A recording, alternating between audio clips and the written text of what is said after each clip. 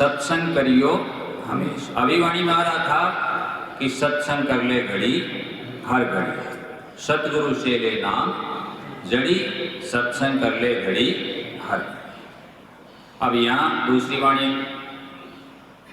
आरंभ हुई है, तो इस वाणी में क्या आता है उसको देखते हैं। हाँ जी बोलो। सत्संग करियो हमेश थारे कटिया कर्म, सत्संग करियो हमेश थारे कटिया कर्म कलेश। आगे सत्संग में सतगुरु आन जीव को आन चिताऊं, सत्संग में सतगुरु आवे जीव को आन चेतावे। अब संतों का क्या काम है? जीव को चेताने का काम है, जीव को जगाने का काम है। संत महापुरुष संत साहिबान क्या करते हैं? जीवों को जगाते हैं और जगा करके चिता करके ये बताते हैं कि आप अपने स्वरूप की ओर अपनी ओर लौटो। और ये जो काल का जाल है, ये जो जंजाल है, जो ये छत्र है जिसमें जन्म और मरण दो चीजें हैं, आवागमन आना और जाना लग रहा है, इससे छुटकारा पाओ और निज घर वापस जाओ। इसके लिए तो कैसे जगाते हैं संत महापुरुष? जैसे वन में विचरते, वन में विचरते विचरण करते समय एक शेरनी ने एक बच्चे को जन्म दिया। क्या दे दिया बच्चे को? जन्म। और बच्चे को जन्म देने के बाद किसी कारण से शिकार के पीछे या और कोई खतरे से, किसी भी कारण से शेरनी से बच्चा बिछुड़ गया। शेरनी कहीं दौड़ गई, कहीं चली गई और वो बच्चा रह गया। देखिए पुण्यात्माओं, गौर करिए, बच्चा तो सिंगड़ी का था, शेरनी का था।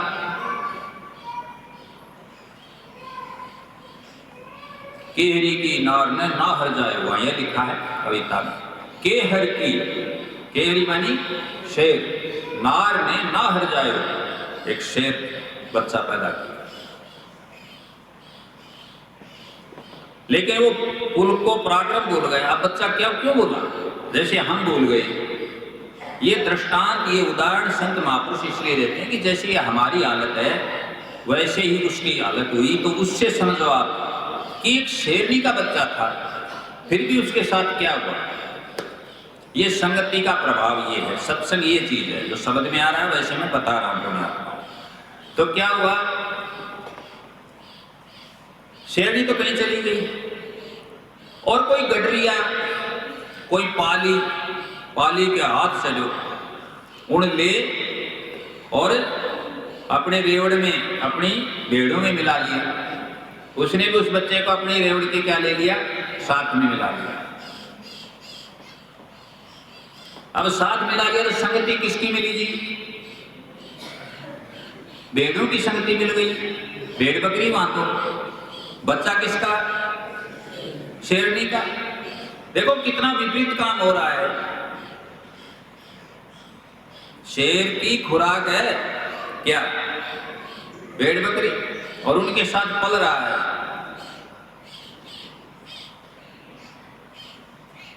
साथ मिला लिया, साथ रोज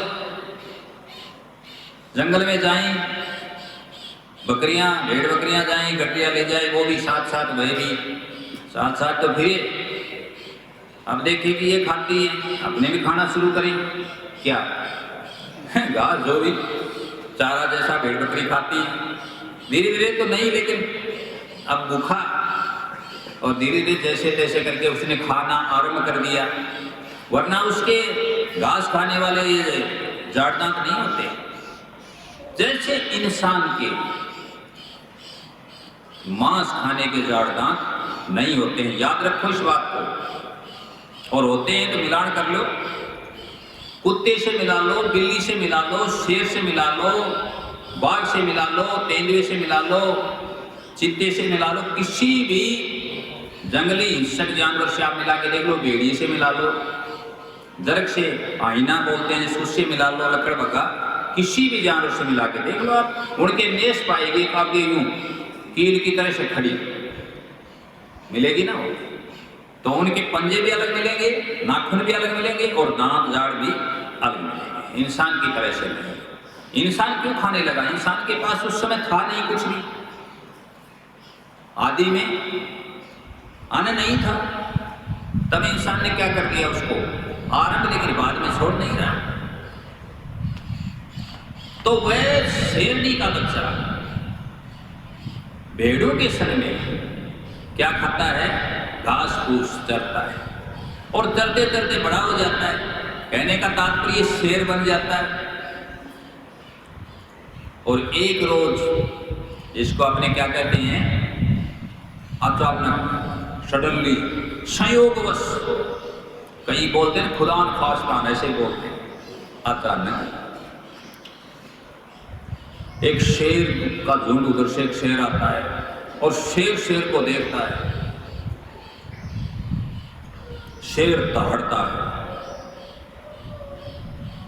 और जैसे ही शेर दहाड़ लगाता है तो भेड़ बकरी दौड़ना आरंभ कर देती, दौड़ना शुरू करती, दौड़ती है।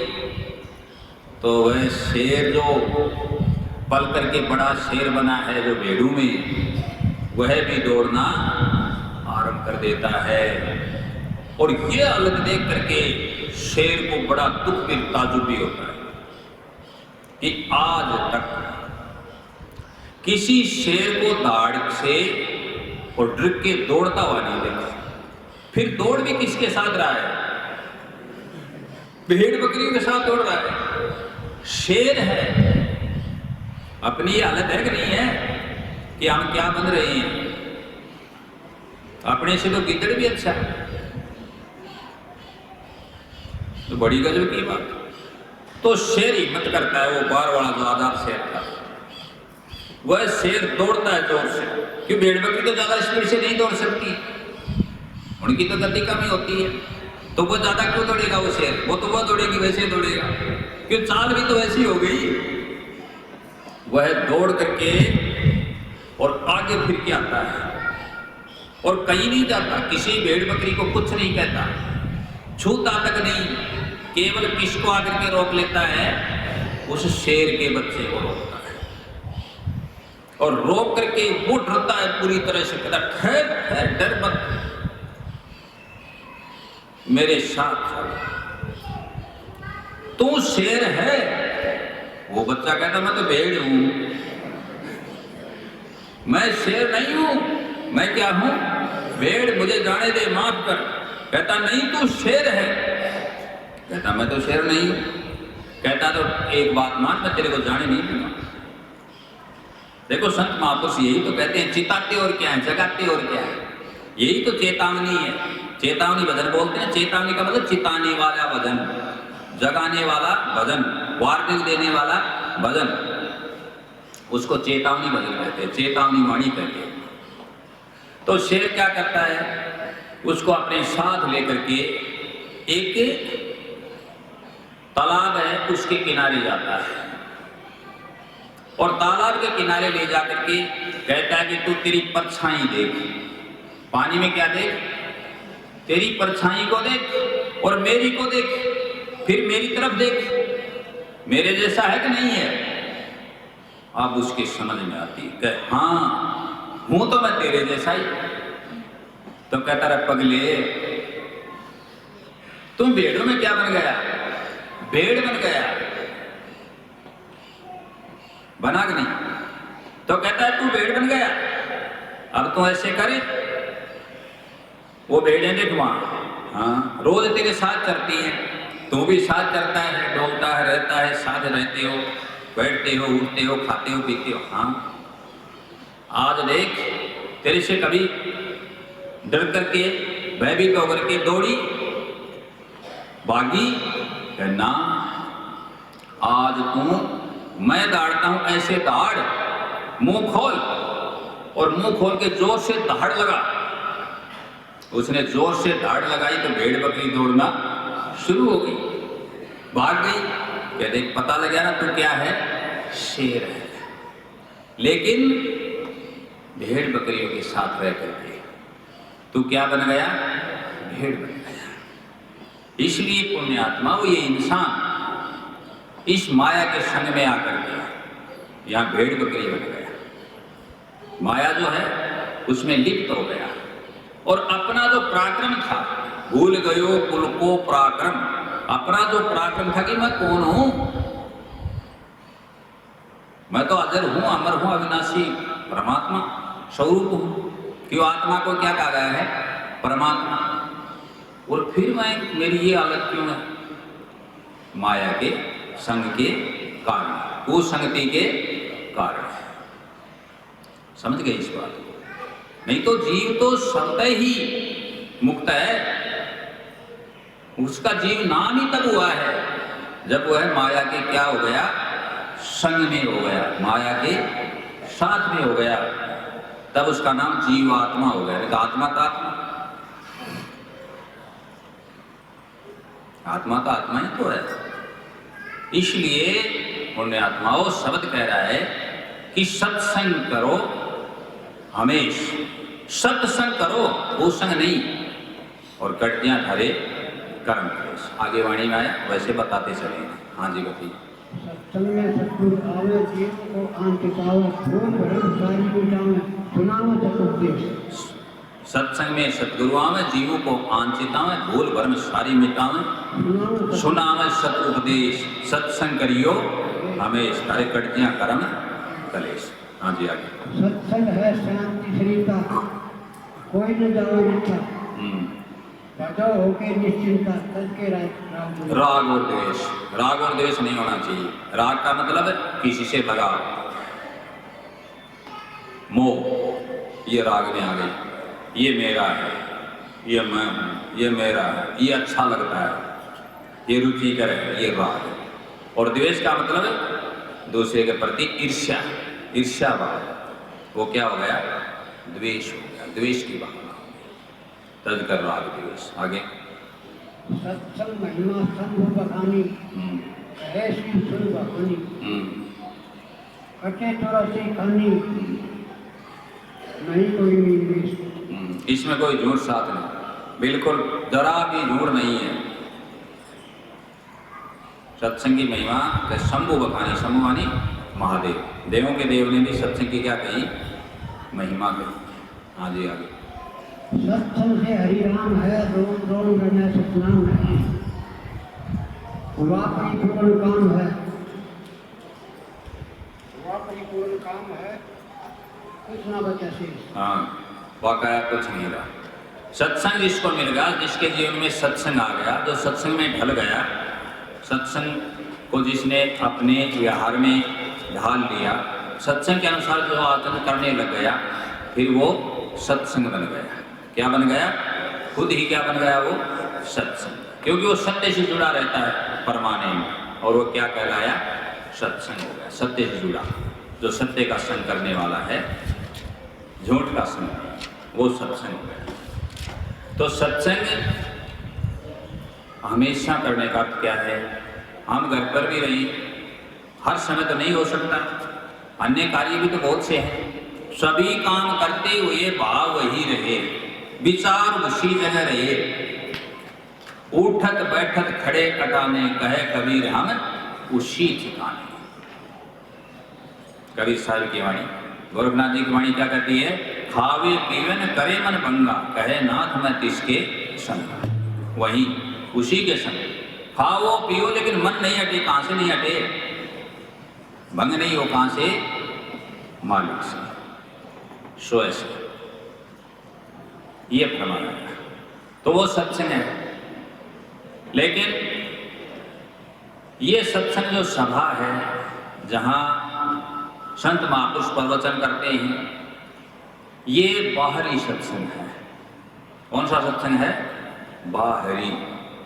और जो अंतर लीव लग गई, जिससे हम जुड़ गए और उस शब्द से परमानेंट जुड़े रहते हो, चलता रहता है, वो क्या है? आंतरिक सत्संग है, वो अंदर का सत्संग है। तो वह हमेशा फिर परमानेंट चलेगा। जैसे अजपा जाप चलता है वैसे चलेगा। अब अजपा के बाद ही बहुत सी अवस्थाएं बताई गई हैं कि जाप मरे अजपा मरे अनहद भी मर जाए, सुरत समानी शब्द में ताही काल ना खाए। फिर तो खाएगा, मिलेगा नहीं। जो सुरत शब्द में समा गई तो मिलेगी कहां से? क्योंकि शब्द में मिलने पर क्या हो गई वो शब्द? पानी नदी जाकर के समुद्र में मिल गई, फिर नदी को कोई खोज पाएगा? बताओ, अपने एक बाल्टी में पानी ले लो, अभी प्रयोग करके देख लो, और एक गिलास पानी लो, उस पानी को उस पानी मिला करके देख लो, फिर कोई खोज लेगा उसको? मिलेगा भाई वो गिलास पानी का कि हमने डाला था कहाँ है? वो तो एक हो गया ना। इस प्रकार सत्संगी वो सूरत जब शब्द में मिल जाती है, सत्संगी की सूरत, तो वो एकाकार हो जाती है। अब वो वह नहीं मिलने वाली है, आवश्यक नहीं है। ये वहां शब्द में की वाणी कह रही, वाणी के अनुसार है कि जाप मरे अजपा मरे अनहद भी मर जाए, सुरत समानी शब्द में ताही काल ना खाए। फिर काल का वहां दाव नहीं लगता। काल कहाँ खाएगा? काल का तो वहां एरिया नहीं है, क्षेत्र नहीं है, काल की पहुंच ही नहीं है उस जगह। आगे और कोई वाणी? आपके प्रश्न? जी।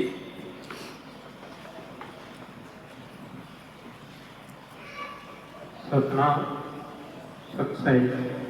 हम सभी गुरुदेव जी के श्री चरणों में कोटि कोटि प्रणाम। शंका समाधान कार्यक्रम में जिज्ञासुओं की ओर से आए प्रश्नों को कर्मानुसार प्रस्तुत करने की आज्ञा देने की कृपा करें। जी आज्ञा। आज का पहला प्रश्न है, आज्ञा आज्ञा शब्द की गेल दिखाऊं थाने गुरु नगरी, एली पर प्रकाश डालने की कृपा करें। ये प्रश्न पहले भी हुआ, फिर भी हो रहा है।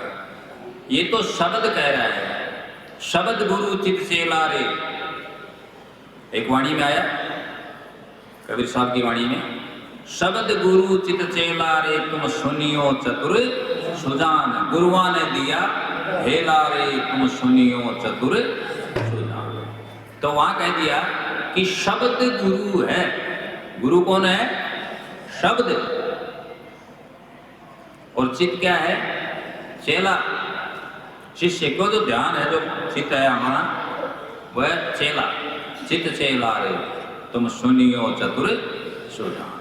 चित्त का मतलब यहाँ जीव है, जिसको ज्ञान नहीं है तब तक वह क्या है? चेला। तब तक वो शिष्य है। शिष्य का मतलब सीखने वाला, सीख रहा है, शिक्षा ले रहा है। चित्त चेला रे तुम सुनियो चतुर सुजान। यहाँ चित्त मन को भी कहते हैं। यहाँ चित्त मन, बुद्धि और अहंकार, ये चार अंतःकरण में बताए जाते हैं। और जो अपरा प्रकृति है उसमें 8 तत्वों में भी चित्त को गिना जाता है। ठीक है जी।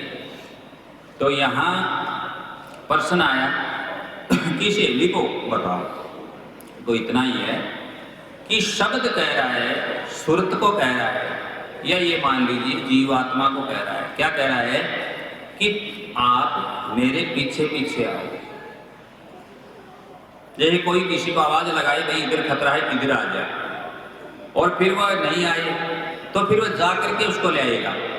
नहीं आ सके तो उसको जा करके लेकर के आएगा। तो वह जा करके लेकर के शब्द कह रहा, आज्ञा शब्द की गेल दिखाऊं तुझे गुरु नगरी हर नगरी, हेली आज्ञा शब्द की गेल। आगे हेली आगे पूछना है तो हेली को बोलो, नहीं पूछना तो अगला प्रश्न करो। कोई बात नहीं, आगे चलो, बता दिया। सतनाम सच्चाई। विनती वंदना पुस्तक में पेज नंबर 35 पर मेरी गाड़ी रही है 4, गुरुजी थारे पड़ोसी का भावार्थ बताने की कृपा करी। बड़ा आसान है ये भी। मेरी गाड़ी रही है 4, प्रश्न किसने कर दिया? प्रश्नकर्ता श्री मुरारीलाल जी कोशिक जी कर रहे हैं। मुरारीलाल जी कोशिक प्रश्न कर रहे हैं, पुण्य आत्माओं। मेरी गाड़ी रही है 4, सतगुरु जी थारे भरोसे। यहाँ कहने का भाव विनती में यही है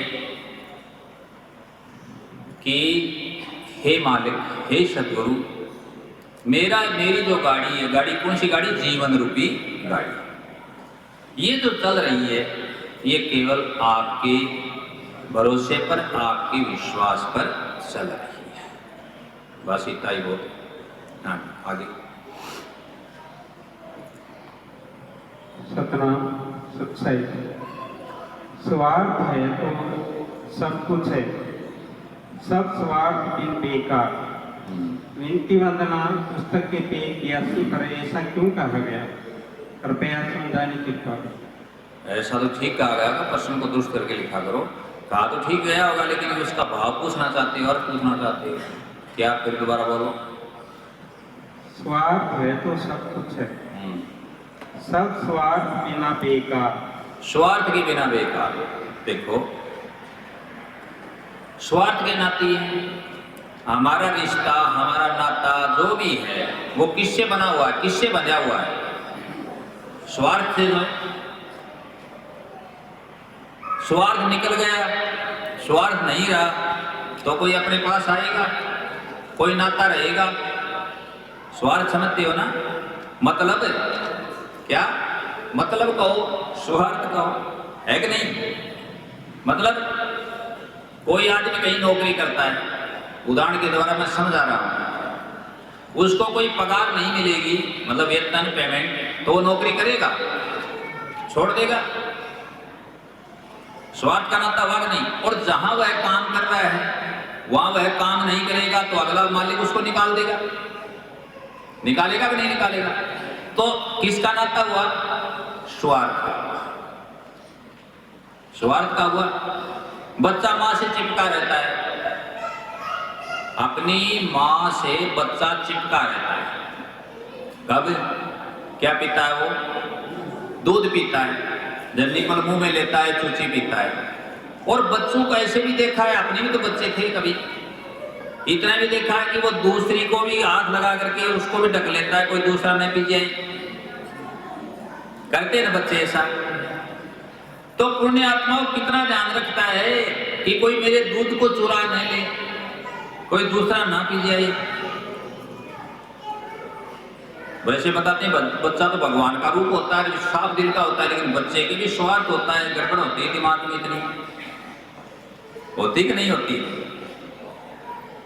अब उसको दूध की जरूरत है, आवश्यकता है, तब बच्चा मां की छाती से चिपका रहता है। लेकिन क्या बड़ा हो जाकर दूध की आवश्यकता नहीं होती तब चिपका रहता है? स्वार्थ हुआ कि नहीं हुआ? माँ बेटे का देख लो आप, दूर और बातें तो बहुत दूर की, बाकी तो संसार में है ही स्वार्थ। कौन किसके साथ है?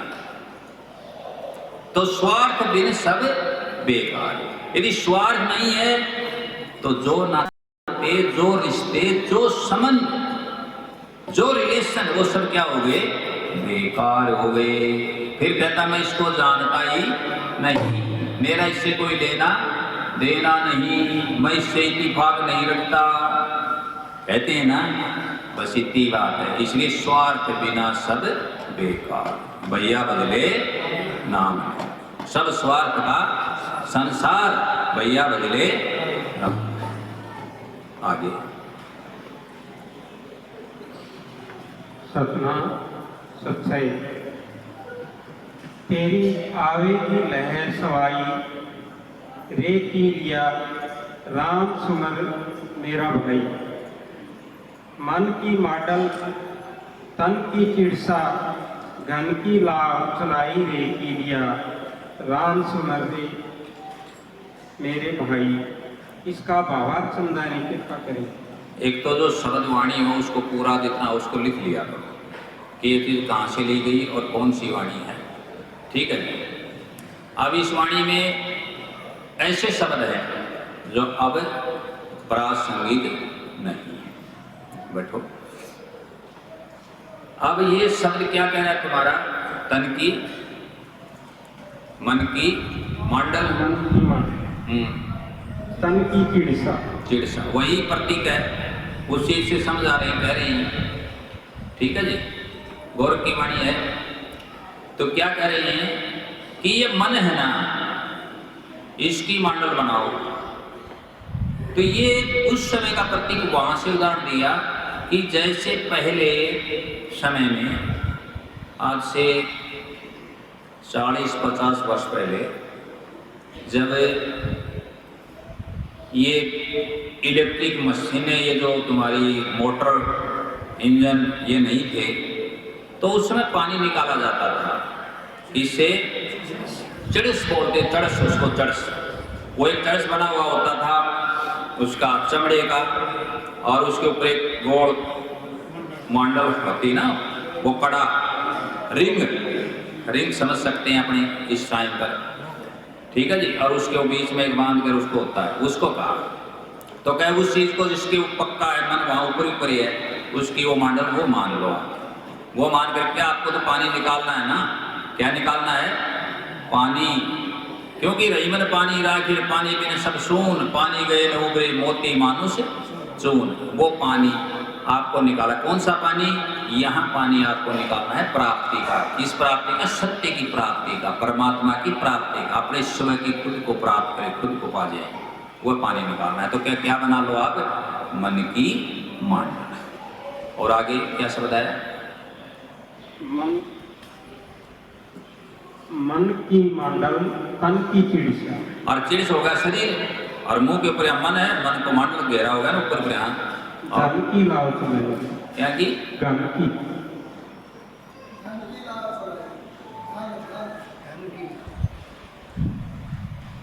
इसको दुरुस्त करना पड़ेगा। धन की, धन क्या हुआ है? और जो धन से खींचोगे, वो प्रश्न करने वाले उत्तर देने पैसा, पैसा नहीं, धन की लाभ नहीं। ये तो माया है, माया की लाभ है, माया नहीं कर तुम्हें पानी पिलाएगी और संसार रूपी पानी पियोगे, धन नहीं। या और कोई शब्द था, इसको दुरुस्त करके अगली बात प्रश्न करो, ठीक से देख लिया वाणी, तब ये क्लियर होगा। धन की राह सुना हुआ है, लेकिन वो गलत अशुद्ध हो सकता है ना, अशुद्ध बना रखा वाणी को, वाणी शुद्ध नहीं है, ठीक है जी। वाणी को शुद्ध करके फिर प्रश्न करो, या इसकी सबूत लेकर के आया करो, अगला प्रश्न करो। हाँ तो इतना बता। हाँ सतनाम, सत्सई जी। संतों का चरित्र कपास के समान होता है, इसे सुन देने की कृपा। देखो संतों का चरित्र, अच्छा पहले तो चरित्र देख ले क्या होता है। संतों का चरित्र, सबसे पहले तो चरित्र जान लो, चरित्र क्या चीज होती है। चरित्र का अर्थ होता है जो चित्रण हो जाए उसके कर्म से, जो चित्रित हो जाए, जो अंकित हो जाए, उसकी आदतें, उसकी आदतों से, उसके कर्म से, उसके हैबिट से जो चीजें बने, सारा मिलकर के क्या कहलाता है? चरित्र। टोटल, समस्त, मतलब संपूर्ण उस इंसान की जो पूरी आदतें हैं, पूरा बिहेव, व्यवहार जिसमें आ जाता है, आदतें हैं, वो मिलकर के क्या बनता है? उसका चरित्र। ए bundle of habits is called character. आदतों के समूह, आदतों के समूह को ही चरित्र कहते हैं। ये तो हुआ चरित्र, ठीक है जी। अब कपास के समान है, कई संतों को परमात्मा के समान बताया, कई संतों को कुमार के समान बताया, कई संतों को मक्खन के समान बताया कि उनका स्वभाव किसके समान होता है? मक्खन जैसा। जब पराया दुख देख लेते हैं तो मक्खन की तरह पिघल जाते हैं। फूल से कई फूल के समान बताया, मर्दूनी कुसुमादि मर्दूनी लिखा ना, वज्रादपि कठोराणी, कई वज्र के समान कठोर बताया। संतों का स्वभाव, क्यों स्वभाव चरित्र में आ गया ना। तो ये बताया है कि जब थोड़ी ही जरा सी तपिश लगी, दूसरे का दुख देखा तो द्रवित हो गए, पिघल गए, समझ गए इस बात। और कोमल के समान, मतलब फूल के समान कोमल है, लेकिन यदि आवश्यकता हुई क्या बनने की? कठोर, तो वज्र के समान क्या है? कठोर भी है। लेकिन यहाँ तो कपास की बात आ रही है। प्रश्न किसने किया? प्रश्नकर्ता का नाम बोलो, बैठे बैठे माइक। हाँ बोल दो। श्रीमती पुष्पा रोहिला शुरू करें। हाँ, पुष्पा देवी रोहिला, ठीक है। देखो, कपास का अर्थ ये हुआ यहाँ हमारे ख्याल से कि कपास में एक बहुत बड़ा गुण होता है,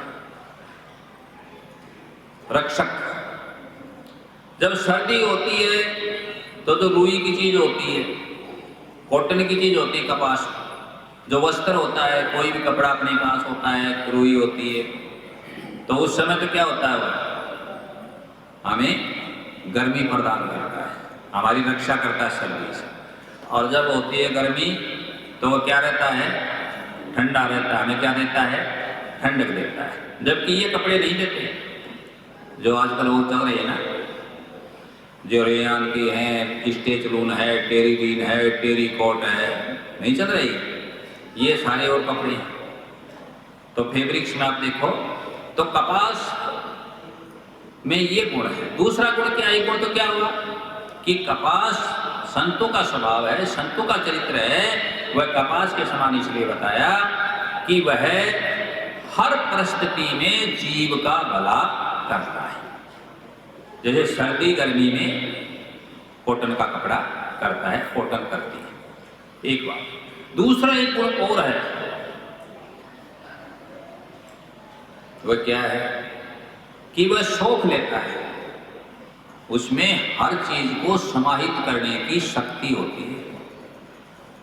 आप किसी चीज को सुखाना चाहते हो, कहीं पानी है, कहीं और कोई चीज है, किस चीज को काम में लेते हैं, हॉस्पिटलों में डॉक्टर हर आदमी कहीं कॉटन को काम में लेते हैं, वो सोख लेती है और सफाई कर देती है।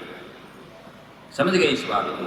तो सफाई का काम, बुराइयों को सोखने का काम, हरण करने का काम है। हरई शिष्य धन, आई समझ, शिष्य का धन तो हर रहे हैं लोग, लेकिन संकट नहीं हरण कर रही। तो संत महापुरुष उनको सत उपदेश दे करके उनका दुख भी दूर करते हैं, रुई की तरह, कपास की तरह। इसलिए हो सकता है कि ये इस प्रकार का चरित्र बताया गया हो कपास की तरह। वैसे ये भी कहा, शिमल फूल देख मत बिलवा, ये बात यदि सिंबल बताया वहाँ कपास जैसा होता है, उसके लिए मारी चूत रही निक्षय, वहाँ उपदेश भी देता है। ये भी उपदेश करता है कि फंस जाओगी, फंसो मत, चेतावनी भी है। आगे जी अगला प्रश्न। सत्यनारायण सत्सय, दीपावली क्यों मनाई जाती है? ये तो सभी जानते हैं क्यों मनाई जाती है, त्योहार क्यों मनाए जाते हैं। देखिए, बैठो, किसी परंपरा को मानने के पीछे कोई ना कोई कारण होता है। किसी त्योहार को मानने के पीछे भी उसकी कोई कहानी है, कोई कथा कहानी है ना। लेकिन यहाँ हम उस कथा कहानी को नहीं कहेंगे। क्यों नहीं कहेंगे?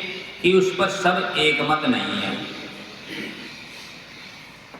कोई कहते हैं कि दीपावली है, ये भगवान राम, सीता, लक्ष्मण वापिस कहाँ लौटे तब मनाई गई। कुछ कहते हैं कि उस राक्षस का वध किया माँ दुर्गा ने। कहते हैं कि नहीं ऐसा? महिषासुर इत्यादि किसी का नाम बताते हैं, ठीक है जी, ऐसा कहते हैं, पता नहीं सही गलत क्या है। लेकिन हम ये कहते हैं कि दीपावली मनाने का कारण हमारे ख्याल से ये है कि इस समय किसानों की फसल निकल करके उनके घरों में चली जाती है, और जो प्रदूषण होता है खेतों का, फूस का, अनाज निकालने का, उससे और वर्षा ऋतु से जो हमारे मकानों में हर जगह गंदगी हो जाती है, उसको साफ करने के लिए, सफाई करने के लिए, क्योंकि ये त्योहार सबसे बढ़िया एक चीज का प्रतीक है, सफाई का त्योहार है। किसका त्योहार है? सफाई का। इस त्योहार के बहाने, दीपावली के बहाने घरों में क्या कर ली जाती है? सफाई कर ली जाती है। खेतों का काम, फसल का काम, किसान का काम पूरा हो जाता है। एक फसल निकाल करके, काट करके अपने घर में, और दूसरी बो दी जाती है, बीज बो दिया जाता है। ठीक है जी, दो बात हुई। तीसरी बात सभी ये कहेंगे कि त्योहार तो भाईचारे के प्रतीक हैं। अब भाईचारा तो रहा नहीं तो भाई रात चारा अलग बात है, चारा हो सकता है।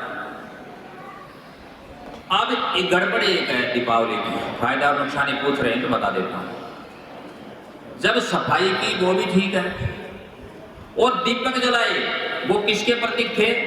अंधेरे से प्रकाश के। जैसे गुरु, गु और रु, गु मानी अंधेरा, रु मानी प्रकाश, ऐसा बताते हैं। तो अंधेरे से प्रकाश की ओर हम चल रहे हैं। तमसोर माँ ज्योतिर्गमय, अंधेरे से प्रकाश की ओर चले। ठीक था इतना यहाँ तक तो। दीपक जलाए, प्रकाश किया, सफाई की, मिठाइयाँ हुई, मिले जुले, सब ठीक है। लेकिन उसके बाद में जो प्रदूषण किया, इससे पटाखे वगैरह से, वो गलत है, वह नुकसान की चीज है। समझ गई इस बात को? तो हर त्योहार के पीछे कोई न कोई कारण है, कोई न कोई कथा है। वह सत्य क्या है, असत्य क्या है, ये एक अलग बात है। लेकिन उस त्योहार से जो लाभ है, उसके अनुसार हमें उसका लाभ उठाना चाहिए। और प्रेम से, अंधेरे से प्रकाश मतलब अज्ञानता से ज्ञान की ओर हम सके, ये प्रतीक है। ये दीपावली हमें उपदेश देती है। अब पहले तो क्या था, जब लाइट के साधन थे, आज तो ऐसी ऐसी लाइटें, मरकरी कैसी कैसी लाइटें, देखो आप, चाइनीज लाइटें आ रही हैं। गाड़ियों की भी लाइट कितने कितने प्रकार की आने लग गई। कहीं सामान्य ट्यूब आती थी और फिर उसके बाद ये कितनी कितनी बदल बदल करके क्या क्या रही देखो। कहीं प्रोजेक्टर नाम आता है, कहीं हाइड्रोजन नाम आता है, कहीं अब LED नाम आ रहा है। अलग अलग उनके पैसे भी लगते हैं, वो गाड़ी लो उसमें ये लाइट है। तो आज तो लाइट ही लाइट है हर जगह। तो ये भी जरूरी नहीं कि आज हम दीपक जलाएं। जरूरत थी तब जला रहे थे, और यदि अंधेरा है तो प्रकाश करो। अब ये भी पूछ लेंगे कि ये मानते हैं कि उस दिन लक्ष्मी आती है, साफ सफाई होगी, वहां कौन नहीं आना चाहेगा। लक्ष्मी की बातें छोड़ो, लक्ष्मी आई नहीं आई, हो सके लक्ष्मी जाती हो, खर्चा करोगे लक्ष्मी आएगी कि जाएगी? लक्ष्मी तो जाएगी, सिद्धांत तो ये है। आएगी कहां से? हाँ, उनके आएगी जो व्यापारी लोग हैं, जिनसे हम चीजें खरीदते हैं, जो चीज बेचते हैं। ग्राहक के नहीं आएगी, क्रेता के नहीं आएगी, विक्रेता के आएगी। उनके लक्ष्मी आती है। अब तुम कहोगे हम तो लक्ष्मी की पूजा करते हैं, करो ना पूजा, कौन मना करता? लक्ष्मी तो माता बहने हैं घर में, करो जी पूजा। कौन है लक्ष्मी? घर में माता बहनें क्या हैं? लक्ष्मी का स्वरूप है। यत्र नारीषु पूजन्ते तत्र रमन्ते देवता। करिए पूजा, बहुत अच्छी बात है। अब तुम ये सोचो कि हम तो, हमारे पास जो कुछ है, सोने का है, चांदी का है, उसको बाहर निकाल के रखते हैं, पूजा करेंगे। तो तुम करोगे पूजा और गड़बड़ कर जाएगा कोई आकर के दूजा, फिर क्या करोगे? तो सावधान भी रहना है। ये तो यूं ही है, ऐसी बात नहीं। हो सकता है किसी बहाने से कोई बाहर निकलवा लेता हो, तो ये परंपरा चली हो, ये अच्छी बात नहीं। अच्छी बात क्या है? माता बहने घर में लक्ष्मी है, ठीक है। और प्रकाश करो, ज्ञान का प्रकाश, अज्ञानता का नाश हो, ज्ञान का प्रकाश हो, ये होना चाहिए। और सफाई भी होनी चाहिए। और इस त्योहार के बहाने यदि ये काम होते हैं तो ये त्योहार बहुत ही अच्छा है, ये होना चाहिए। लेकिन बाद में ये पटाखे वगैरह का प्रदूषण, किसी के अग्नि भी लग जाती है, ये अच्छी बातें नहीं है, ये नहीं होना चाहिए। ठीक है जी, और है कोई प्रश्न? और है बताओ जल्दी।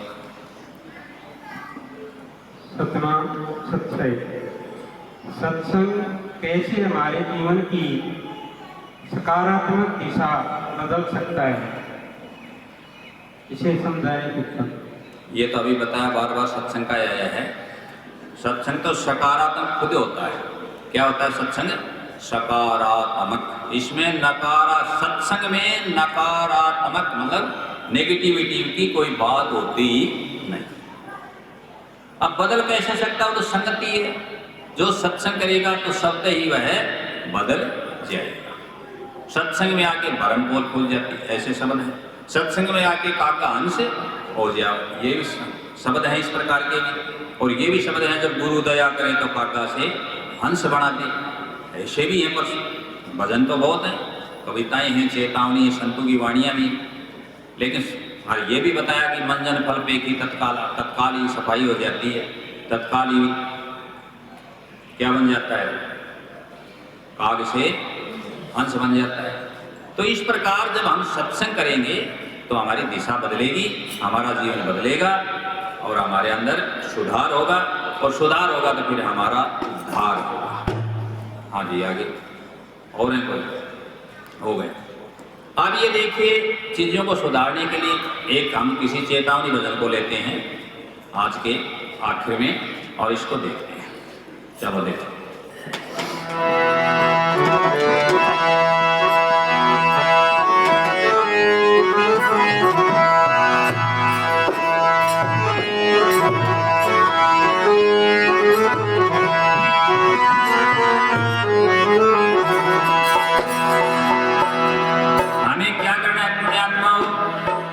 सुधार करने के लिए एक प्रेमी पूछ रहा था कि मैं तो बड़ा पापी, एक दूसरा कह रहा था कि मैं तो ये पोशाक ड्रेस पहनने के योग्य नहीं हूँ सफेद।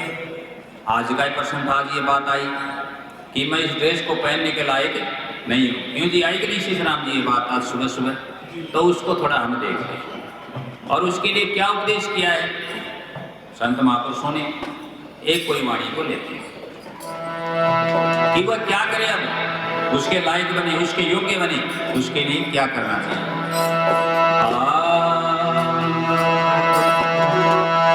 अब तो सोची समझी के रचा, गलती में जो कुछ बड़ी सो बड़ी।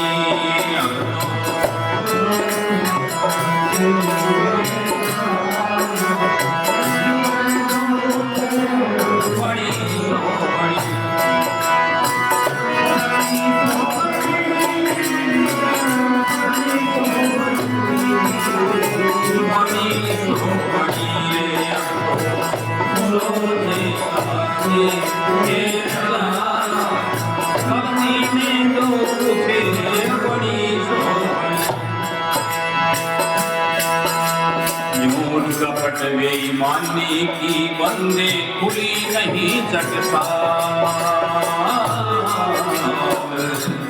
झूठ कपट बेईमानी की बंदे खुली नहीं चटसा, और कर खुली नहीं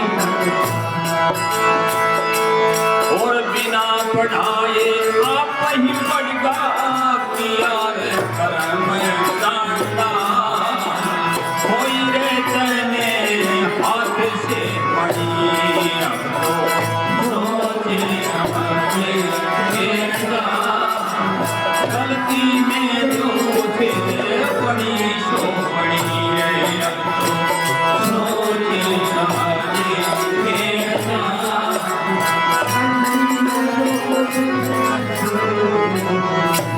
क्या बता रही है? अब तो सोच समझ के चाल, गलती में जो कुछ बड़ी सो। आगे गलती मत करो, आगे के लिए सुधार करो, फिर अपने आप नालायक भी क्या हो जाएगा, लायक हो जाएगा। होगा कि नहीं होगा? जो कहता है कि मैं तो अयोग्य हूं, वह क्या हो जाएगा, योग्य हो जाएगा। होगा कि नहीं होगा? तो झूठ कपट बेईमानी की कहीं कोई संस्था खुली हुई है क्या कहीं कि पढ़ाई हो रही है? खुली नहीं, पटसाल चटसाल पटसाल पाठशाला खुली है कहीं कि वहाँ वो स्कूल है, वो कॉलेज है, कोई यूनिवर्सिटी है, तो उसके अंदर ये चीज़ पढ़ाई जाती है कि तुम झूठ बोला करो, तुम कपट किया करो, तुम छल किया करो, बेईमानी किया करो। है कहीं? अब तक नहीं आई ना देखने में, सुनने में नहीं है ना। या अपनी राष्ट्रीय शिक्षा नीति में इस प्रकार का प्रावधान है कहीं कोई इस प्रकार के इंस्टीट्यूट हैं कई संस्थाएं नहीं है। तो वहां क्या कह रहा है, देखो, झूठ कपट बेईमानी की नई खुली पटसाल, बिना पढ़ाए आपका ही पड़ेगा कि यार कर्म चांडाल तने खोई रे हाथ से मन। अपनी शक्ति का खुद ने क्या कर दिया, सत्यानाश कर दिया। अब तो सोच समझ के साथ गलती में जो पूछे बड़ी सोच, अब तो सोचे समझ के गलती में जो पूछे बड़ी सोची है। अब तो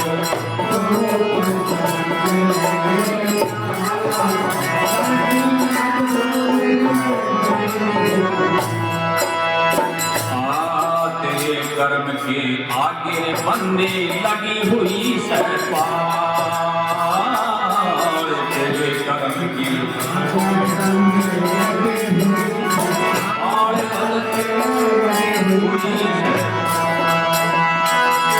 और माता पिता और कुटुंब कबीला नहीं रहे यहाँ की हाल, रास्ते में लूटे 5 जनी। अब तो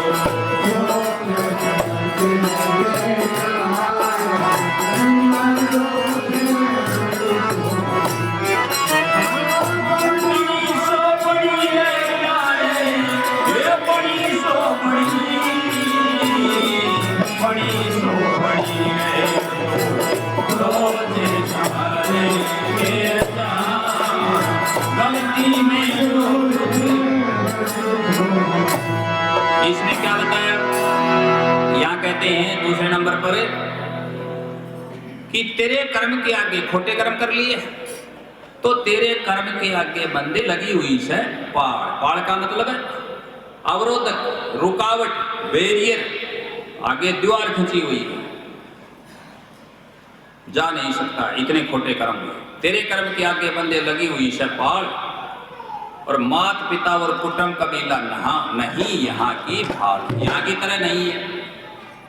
तो सोचेगा कि वहां तो मेरा माँ है, मेरा पिता है, मेरे साथी हैं, मेरे ये साधन है, ये वहां नहीं है। कवि का भाव है, मात पिता और कुटुंब कबीला नहीं तेरे ये अड़े की यहाँ की ढाल, रास्ते में लुटे 5। ये माया की जो 5 ये लगी हुई ना, क्या जैसे तृष्णा पैदा होती तो उससे 5, कौन सी 5?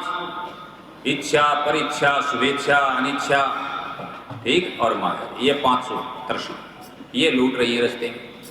कहीं इच्छा खत्म हो गई, कहीं इच्छा आरंभ हो गई, कहीं दूसरी चीज की इच्छा हो गई, कहीं अच्छी इच्छा हो गई, कहीं बुरी इच्छा हो गई, रास्ते में लूटे 5 जन। 5 विकार समझ लो, काम के, क्रोध के, मद के, लोभ के और मोह के, इनकी 5 वृत्तियां रास्ते में लूटे 5 जनी। ये इच्छा, ये भावना है, ये रास्ते में कैसे लूटेंगी? कर्म किया हो तो सारे तो लगेगा, आगे जाने के लिए जगह है नहीं।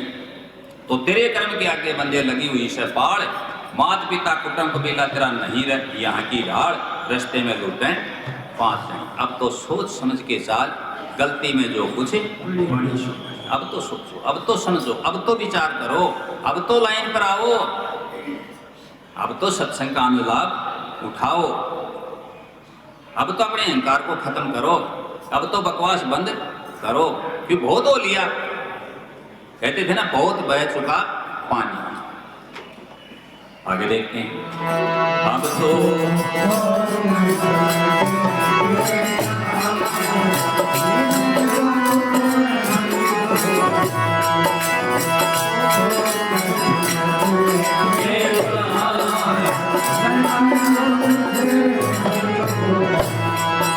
तो फिर कहते क्या होगा? देखो भयानक वाणी कहते हैं, रात्रि की गलती न करें, क्या शब्द में लिए धर्मराज गए, किसके जाना होगा? ये थोड़ी कि तुम तोड़ करके अपने घर छुप जाओगे। धर्मराज के जाना होकर होगी तेरी संभाल, धर्मराज के होगी तेरी संभाल, भजन कर और लाल खंड के बंदर लगा, खाड़ी जागी तेरी खाल, बदन में रुक जा सेल की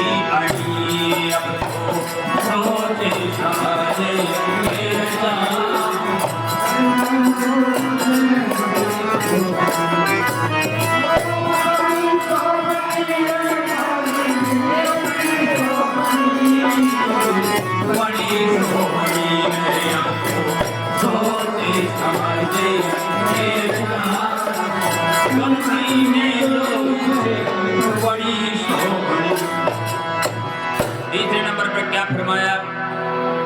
धर्मराज के जाना होगी तेरी संभाल। संभाल का मतलब जांच होगी। कोई आदमी कहीं जाता है, विदेश जाते हैं या किसी हवाई जहाज में सवारी करते हैं, मेट्रो में जाते हैं और कहीं किसी जगह पर जाते हैं जहाँ सुरक्षा के प्रबंध होते हैं, वहाँ पर मशीनें भी लगी हुई हैं, जांच भी होती है। जहाँ सुरक्षा जरूरी होती है वहाँ कोई जाता है तो वहाँ विशेष रूप से क्या होती है? गहन जांच होती है। इस कोई गड़बड़ तो नहीं है, कोई हथियार तो नहीं है, कोई और हानिकारक वस्तु तो साथ नहीं है। तो धर्मराज के जाना होगा। अब हमारे साथ तो खोटे कर्म बता दी ना पहले ही। पहले तो कहते तेरे कर्म के आगे बंदे लगी हुई है, पहाड़ भी ना पढ़ाया मैं पढ़ गए नहीं आया। तो यहाँ क्या कह रही हैं कि धर्मराज के जाने का मतलब यह है कि जब मौत आएगी तो सीधा कहते हैं कि कहाँ ले जाएंगे? उसका प्रतिज्ञावाद लिया है उसने। सीधा किसके पास ले जाएंगे? जीव को यमराज आके धर्मराज के पास ले जाएंगे। वह न्याय करेगा, वहां जांच होगी क्या क्या किया, अच्छा किया या बुरा किया। और तूने क्या किया? बुरा, तो फिर सजा में आरंभ होगी, सजा शुरू होगी। फिर नरकों का भी वर्णन है, कहाँ कितना है। कुंभी पाक नरक तक लिखा है, रो नरक, कहीं कुंभी पाक नरक, तरह तरह के। लेकिन अपने को यह समझना है कि जब जीव जाएगा उसकी जांच होगी। खोटे कर्म किए हैं, बुरे कर्म किए हैं। बुरे कर्म कौन से? वही बुरे कर्म जो इंसान को करने नहीं चाहिए। कौन से कर्म नहीं करने चाहिए? जो इंसान के लिए उचित नहीं है। कौन से उचित नहीं है? माता पिता को सताना, किसी को दुख देना, किसी को परेशान करना, आराम का खाना, किसी का दिल दुखाना, ये सारे खोटे कर्म हैं। समझ गए इस बात को? अपना फर्ज निभाओ, अपनी ड्यूटी को ठीक से निभाओ, और जो नियम बनाए हैं जिस प्रकार से कल्याणकारी हैं, कुरीतियों को छोड़ करके उन सबको अपनाओ। सत्संग, सेवा, सिमरण, ये उत्तम कर्म है। कहा ना उत्तम कर्म गुरु की भक्ति, सत्संग करो जरूर, जन्म जन्म के पाप कटेंगे हो जामा कसूर। कोई बदलेंगे हरिजन सूर, मनवा तेरी आदत। शराब पी रहा है, खोटे कर्म है कि नहीं है? जुआ खेल रहा है तो कौन सा अच्छा कर्म है? खोटे कर्म है। बाल बच्चे दुखी हो रहे हैं, माता बहनों को परेशान कर रहा है, अपनी धर्मपत्नी दुखी है, अड़ोसी पड़ोसी भी दुखी हैं, मोहल्ले वाले भी दुखी हैं, प्रदूषण भी फैला रहा है, नशा वसा करके नशे विश्व में लिप्त है, ये कोई अच्छा कर्म है? ये सारे क्या हैं? खोटे कर्म हैं, बुरे कर्म हैं। समझ गए इस बात? तो ये कर्म यदि किया और जांच में आया, पकड़ में आया, तो क्या हुआ? धर्मराज के जाना होगी तेरी संभाल, लाल खंभ पे बांधा जागा और खींची उखाड़ी जागी तेरी खाल, बदन में रुक जाए सेल की आनी। अब तो सोच समझ के साल, गलती में जो कुछ बड़ी गलती में हुआ सो हुआ, अब तो सुधार करो। आगे चलो।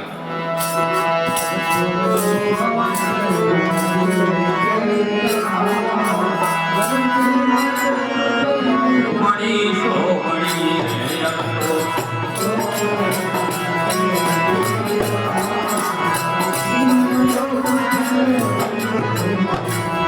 और लास्ट में क्लियर कर देते हैं एकदम ही, बिल्कुल क्लियर की करने की कोई जरूरत नहीं। क्या करना है वो करो। क्या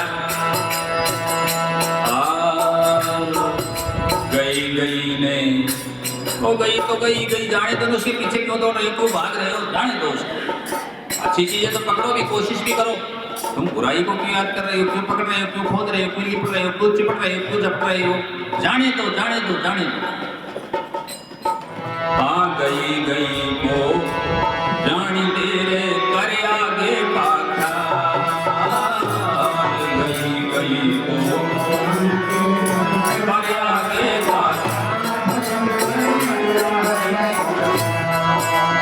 और काटा जा तो काट मोर सिंह, रमो माया आजाल, वो बदी तो करी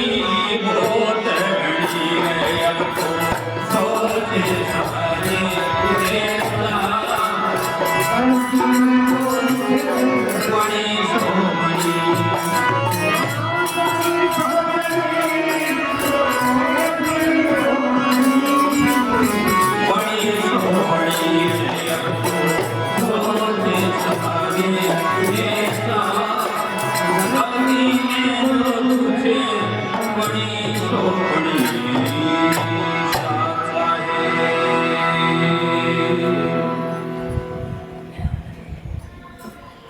देखिए, अब तो इतना ही कहा, लास्ट फाइनल कह दिया कि जो गया उसको जाने दो, उसका सोच विचार छोड़ करके आगे के लिए तैयारी करो, सुधार करो, आगे से सत्संग सेवा सेवन में जुड़ो और अपना जीवन उन्नत बढ़ाओ, अपनी ऊर्जा बढ़ाओ, आगे अपना सुधार और उद्धार करो, बुराइयों को छोड़ दो। यही तो है। और क्या हुआ अंधेरे से प्रकाश? दीपक का अर्थ क्या हुआ? एक दीपक जलाते हैं। मैंने सुना कि प्रथम में एक दीपक जलाया जाता है। ये बात तो रहेगी ना? बताओ किस दिन?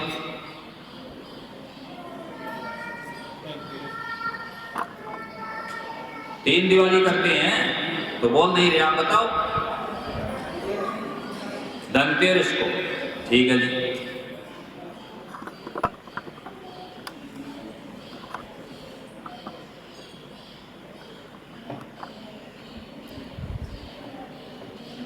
अब धनतेरस को कितने दीपक?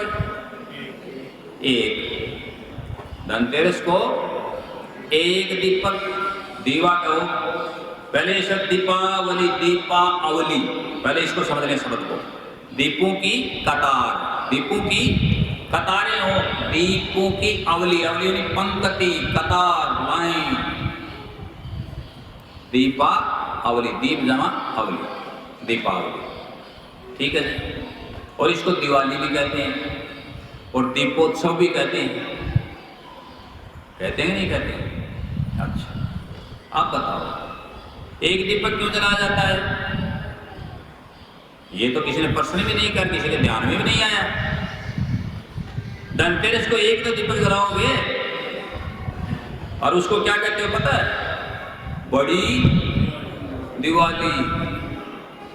वो बड़ी क्यों कहलाती है? किसी ने सोचा आज तक? इसका रहस्य भी आज हम आपको बताएंगे। पुण्य आत्माओं, दीपक एक ही होता है, सूर्य एक ही है, सूरज एक है कि दो हैं? सबको प्रकाशित करता है ना। वह ये शिक्षा देता है कि एक, देखो गाना रोज गाते हो, दीप से दीप जलाते चलो, प्रेम की गंगा बहाते चलो। वो एक दीप अब अनेक जलाएगा। प्रथम में एक ही जलाओगे ना, एक तो जलेगा। एक पहले आप कोई भी काम करोगे, एक पंक्ति में आकर के एक आदमी बैठा, आगे आगे एक बैठेगा, एक ही तो होगा। परमात्मा भी क्या है? एक ही तो है, एक हुआ ना, एक दीपक। फिर दूसरी रोज 5, एक से कितने हो गए? ये माया होगी, एक परमात्मा, फिर 5 सिद्धि पाव जल गगन समीरा, ये होगी। हो गया कि नहीं? उनके शब्द, स्पर्श, रूप, रस, गंध और पुण्य जलाया कौन से? ये जो स्थूल में दिखाई दे रहे हैं, धरती है, आकाश है, पानी है, वायु है, अग्नि है, वही ना 5 तत्व है। देखो निर्माण होता जा रहा है एक से एक। तो अब जीव एक हुआ कि नहीं हुआ? हर एक जीव से पूरा ये पुतला तैयार हुआ कि नहीं नाचा शरीर मानव का। तो एक दीपक, बड़ी दिवाली, वो बड़ा, वही बड़ा है, एक परमात्मा सबसे बड़ा। फिर 5, और फिर 5 से हम क्या हो गए? अनंत हो गए, अनेक हो गए। पूर्वक एको अहम बहुशाम बहु, ऐसी भावना की गई। पूर्वक सबसे पहले मैं क्या था? एक, और फिर क्या इच्छा हुई? बहुशाम बहु, अनेक रूपों में हो गया। तो एक दीपक ने 5 दीपक जलाए और फिर उसने अनेक दीपक जलाए। अनंत दीपक एक नहीं हुए। ये तीनों दीपावलियों का अलग अलग अर्थ है, लेकिन इस चीज को कोई समझता नहीं कि भाई एक क्यों, फिर 5 क्यों, और फिर अनेक क्यों। फिर तो जितने जलाए जाए उतने जलाओ। हम एक से अनेक हुए कि नहीं हुए? एक से तो ये है कि नहीं? तो ये इसका अर्थ है। ये भी आज आपको हमने सत्संग के आखिर में आपको बता दिया और समझा दिया, ठीक है जी। उसका अर्थ भी बता दिया। प्यार था कि अब आगे के लिए जो हुआ उसको होने दो, गई गई ने जान दे, कर आगे का ख्याल, काटा जा तो काट मोह सिंह, वो माया का जब बदी तो करी, बहुत ज़्यादा गड़बड़ कर ली, अब तो ना करो पुण्यात्मा, अब तो ना करो, अब तो आप अपने आप को माफ कर ही सकते हो, कर दो ना, कर दो माफ अपने आप को कि आज के बाद मैं कोई गंदी चीज अंदर नहीं डालूंगा, आज के बाद मैं कोई गंदा शब्द नहीं निकालूंगा, आज के बाद मैं किसी का दिल नहीं दुखाऊंगा। कर सकते हो, यदि हिम्मत है तो करो। समझ गए इस बात को? सतनाम सतसाई आदित्य।